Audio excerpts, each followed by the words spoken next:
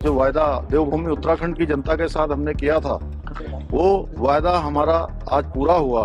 हम देवभूमि उत्तराखंड पूरे देश का पहला राज्य बन गया है देश की आजादी के बाद से, जहां रहने वाले सभी धर्म के लोग, सभी जाति के लोग, सभी पंथ के लोग, अब सबके लिए एक समान कानून लागू हो गया है।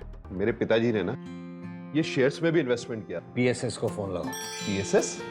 ये आपके फिजिकल शेयर्स को डिजिटल करते हैं। PSS physical share solution.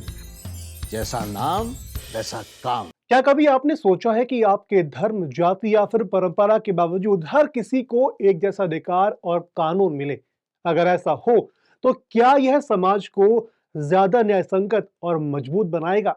Uttarakhand ने सोच को हकीकत में बदल दिया है। यूसीसी यानी कि यूनिफॉर्म सिविल कोड लागू करके इस राज्य ने देश को एक नई राह दिखाई है। लेकिन यह बदलाव कितना बड़ा है और यह आपके लिए क्यों मायने रखता है? आज के इस वीडियो में हम यूसीसी के हर पहलू को विस्तार से समझेंगे कि इसे कैसे लागू किया गया, इसमें क्या बदलाव होंगे और यह आपके जीवन को कैसे प्रभावित करेगा। अंत तक बने रहिए, क्योंकि यह कहानी सिर्फ उत्तराखंड की नहीं बल्कि पूरे देश के भविष्य की दिशा को तय करेगा।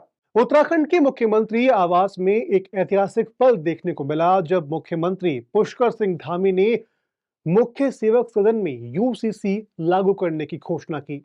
अपने संबोधन में उन्होंने कहा, यह मेरे लिए बहुत भावुक क्षण है। हमने जो वादा किया था उसे पूरा किया है। यह सिर्फ एक घोषणा नहीं थी बल्कि समाज में समानता और न्याय का संदेश था। उन्होंने स्पष्ट किया कि यूसीसी किसी भी धर्म या वर्ग के खिलाफ नहीं है, बल्कि उसका उद्देश्य समाज में एकरूपता लाना और सभी को समान अधिकार देना है। इस दौरान मुख्यमंत्री ने समान नागरिक संहिता उत्तराखंड 2024 की नियमावली और पोर्टल का लोकार्पण किया, जो आम जनता के लिए खुला है। इस पोर्टल के जरिए वहां के लोग यूसीसी के नियम और प्रावधानों की जानकारी ले सकते हैं। अब बात करते हैं कि आखिर यूसीसी की जरूरत क्यों पड़ी। सबसे पहले यह समझना जरूरी है कि यूसीसी आखिर है क्या। भारत में दो प्रकार के कानून हैं, क्रिमिनल और सिविल। क्रिमिनल कानून हर नागरिक के लिए समान है, चाहे वह किसी भी धर्म, जाति या फिर मजहब का हो। उदाहरण के लिए चोरी, हत्या या लूट के मामलों में एक समान प्रक्रिया है और सजा का प्रावधान भी है। लेकिन सिविल कानून में शादी, संपत्ति और परिवार से जुड़े मामलों के लिए अलग अलग धर्मों के अपने अलग अलग नियम हैं। उदाहरण के लिए मुस्लिम पुरुष 4 शादियां कर सकते हैं, जबकि हिंदू मैरिज एक्ट के तहत दूसरी शादी अपराध मानी जाती है। यूसीसी का उद्देश्य इन अलग अलग नियमों को खत्म करके सभी के लिए एक समान कानून बनाना है। यह कदम भारतीय संविधान के अनुच्छेद 44 के तहत उठाया गया है। अब बात करते हैं कि आखिर यूसीसी के लागू होने के बाद में क्या बदलेगा। यूसीसी लागू होने के बाद उत्तराखंड में कई बड़े बदलाव देखने को मिलेंगे। सबसे पहले संपत्ति के अधिकार में बदलाव किया गया है। अब बेटे और बेटी दोनों को संपत्ति में समान अधिकार मिलेगा, चाहे वे किसी भी धर्म, जाति के हों। मृत व्यक्ति की संपत्ति का समान वितरण किया जाएगा, जो पहले सिर्फ मृतक की मां को मिलता था। तलाक के नियमों में भी बदलाव किया गया है। अब पति पत्नी दोनों को समान अधिकार होंगे, समान कारण प्रस्तुत करने होंगे। अगर कोई लिव इन में रहता है तो उन कपल को इसका रजिस्ट्रेशन करवाना होगा, यानी कि ऐसे रिश्तों से जन्मे बच्चे को भी माता पिता दोनों का नाम मिलेगा। हालांकि अनुसूचित जनजातियों को इन नियमों के तहत छूट दी गई है। आखिर उत्तराखंड में कैसे तैयार हुआ यूसीसी का ड्राफ्ट? यूसीसी को तैयार करने में सरकार ने काफी मेहनत की है और रिसर्च की है। यह ड्राफ्ट 4 खंडों में तैयार किया गया, जिसमें कुल 749 पेज शामिल है। सरकार ने लगभग 2,40,000 लिखित फीडबैक ऑफलाइन और ऑनलाइन लिए और 70 से अधिक सार्वजनिक मीटिंग्स आयोजित की और 60,000 से ज्यादा लोगों से बातचीत की और इसके बाद इसे अंतिम रूप दिया गया। यह दिखाता है कि सरकार ने हर वर्ग और समुदाय की राय को प्राथमिकता दी है। हालांकि अभी तक इसका प्रोसेस है वो कैसा रहा है, अगर बात करें तो उत्तराखंड में यूसीसी लागू करने का सफर काफी ज्यादा दिलचस्प रहा है।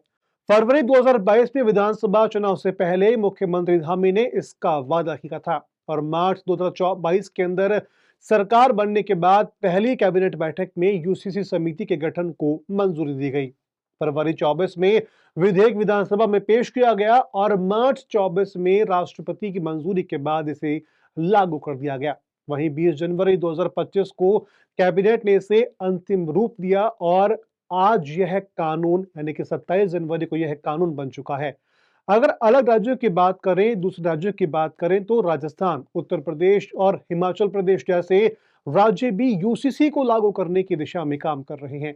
केंद्र सरकार भी इसे पूरे देश में लागू करना चाहती है, लेकिन सरकार फिलहाल जल्दबाजी नहीं कर रही है। अगर यूसीसी लागू होता है तो उसके प्रभाव समाज पर क्या देखने को मिलेंगे? यूसीसी के लागू होने से समाज में समानता और न्याय की भावना पूरी तरह से मजबूत होगी। धर्म और जाति से ऊपर उठ करके हर नागरिक को समान अधिकार मिलेंगे। महिलाओं को संपत्ति और तलाक जैसे मामलों में समान हक मिलेगा। बच्चों को पहचान और अधिकार देने का एक मजबूत तंत्र बनेगा। इसके अलावा अलग अलग पर्सनल लॉ के कारण होने वाले विवाद भी कम होंगे। यूसीसी भारतीय समाज में एक नई सोच और दिशा को बढ़ावा देगा। भारत ही नहीं बल्कि पूरे विश्व के कई देशों में यूसीसी लागू है। यूसीसी यानी कि यूनिफॉर्म सिविल कोड भारत ही नहीं बल्कि दुनिया के कई देशों में America, Canada, France, Australia, Germany और बेल्जियम जैसे देशों में शामिल है। यहाँ पर यूसीसी लागू किया गया है। अमेरिका में यूसीसी 1950, कनाडा में 1970 में यूसीसी लागू किया गया था, जबकि फ्रांस में यह पहले से ही क्रांतिकारी समय से लागू है और जर्मनी में 1900 में से लागू किया गया था। इन देशों में यूसीसी ने सभी नागरिकों को समान अधिकार दिए हैं। इसके अलावा यूरोप, अमेरिका ही नहीं बल्कि कई मुस्लिम देशों में यूसीसी लागू है, लेकिन पूरी तरह से पश्चिमी देशों या भारत की तरह समान यूसीसी जैसा नहीं है।